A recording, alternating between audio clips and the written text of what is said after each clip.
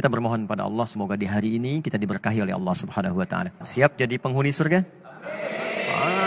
Tidak cukup dengan amin ya. Masuk surga tidak cukup dengan amin, tapi harus disiapkan dengan amal saleh. Karena itu di episode kali ini kita akan belajar tentang satu amalan penghuni surga yang biasa dikerjakan khususnya di waktu-waktu Ramadan. Apakah amalan itu? Kita akan bahas di episode kali ini dan tidak banyak orang mengetahui amalan yang dimaksudkan. Ya, kita akan ambil Quran surah ke-51 ayat 18. Quran surah ke-51 ayat 18 paling kanan pertengahan. Ini nanti korelasinya dimulai dari ayat ke-15-nya ya, sampai bertemu di ayat 18. Kemudian jaminan Allahnya lagi ada di Quran sebelumnya surah ketiga ayat ke-17. Nanti korelasi ayat ini terkait juga dengan ayat 15-nya. Ini sangat menarik sampai ke-16 sampai dengan 17-nya. Ini amalannya dan jaminannya surga yang dijanjikan. Baik, mari kita lihat. Masih ingat di pertemuan yang lalu saya menerangkan tentang satu waktu menjelang kepada fajar. Disebut apa waktunya? Sahar. Ya. Waktunya disebut dengan sahar.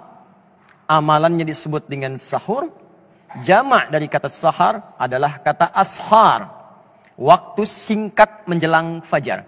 Anda kerjakan amalan disebut dengan sahur. Saat Ramadan banyak diartikan sahur itu sekedar makan. Makan, tunggu fajar, tunaikan sholat, kadang-kadang selesai langsung istirahat. Padahal ada rumus dalam Al-Quran yang kalau rumusan ini dikerjakan kata Allah, maka itu penanda bahwa dia adalah, calon ahli surga yang sedang beraktivitas di bumi. Siapa mereka itu? Perhatikan Quran surah ke-51 ayat 18. Wabil ashari hum yastaghfirun. Ada orang-orang penghuni surga itu yang aktivitasnya saat di dunia di waktu sahar. Wabil ashari hum yastaghfirun. Mereka banyak beristighfar kepada Allah Subhanahu wa taala. Istighfar. Siapa mereka ini? Kembalikan ke ayat 15-nya. Innal muttaqina fi jannatin wa uyun. Ada orang-orang takwa yang akan masuk surga, surganya spesial. Jadi orang yang biasa istighfar di waktu sahar itu surganya spesial. Kata Allah, mereka akan tinggal di taman-taman surga. Akhidhina ma atahum rabbuhum. Keunggulan yang kedua, mereka akan langsung mendapatkan kenikmatan surga dari Allah tanpa perantara. Jadi bisa menatap Allah tanpa hijab. Ya, nanti di hari kiamat saat kembali kepada Allah. Nanti ayatnya di Quran surah 75, ayat ke-22 sampai dengan 23. Ya, wujuhun yawma idzin nadhirah. Ada orang yang wajahnya berbinar, gembira sekali. Bukan karena masuk surganya. Ya, bukan karena surganya. Ila rabbiha nadhirah. Karena bisa menatap Allah langsung tanpa hijab seketika. Siapa di antara mereka itu? Inilah yang saat di dunia punya kebiasaan istighfar di waktu sahar. Nah, jadi saya ingin simpulkan bahwa dalam bahasan ini, yang pertama, teman-teman, kalau sudah masuk waktu sahur, jangan cuma makan. Makan, selesai. 10 menit, 20 menit, begitu selesai. Duduklah Anda di ruang tengah. Datang bersama keluarga. Lalu istighfar kepada Allah Subhanahu wa taala. Astagfirullah. Ya Allah, saya minta ampun ya Allah. Jika Anda bisa kerjakan itu, maka hadisnya hadis qudsi. Diriwayatkan oleh 30 orang sahabat senior jalur pertamanya.